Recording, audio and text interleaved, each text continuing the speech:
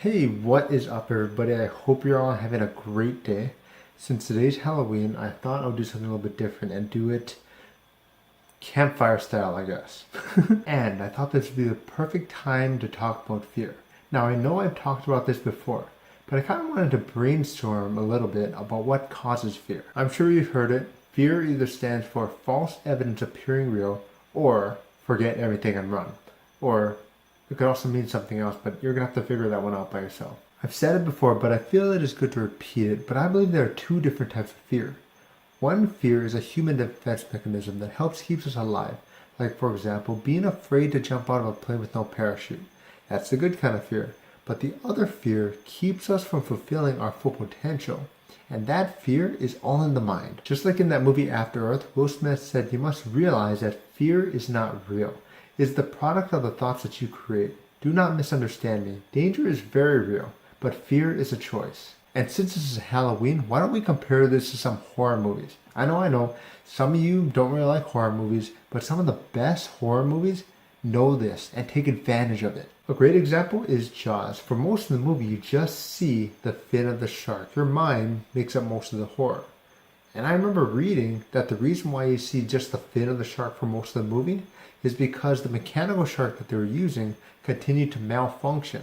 Therefore, Steven Spielberg and the rest of the crew had to improvise. If you notice, then some of the best horror movies, some of the scariest moments are not happening on screen.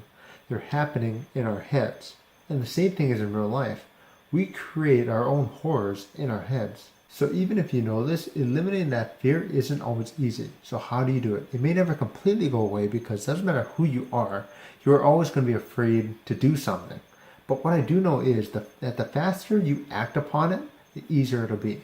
Because like in many horror movies, there's a lot of quiet moments. Like for example, the main character hears something in the basement. And for like 30 seconds, all you hear is footsteps and the character breathing. This creates a lot of tension because you're pretty much alone with just your thoughts and what's happening on screen. And I gotta tell you, filming this video is kind of like a test for me because I've been filming in the dark by myself for 22 minutes and I've heard and seen some stuff that are probably not there.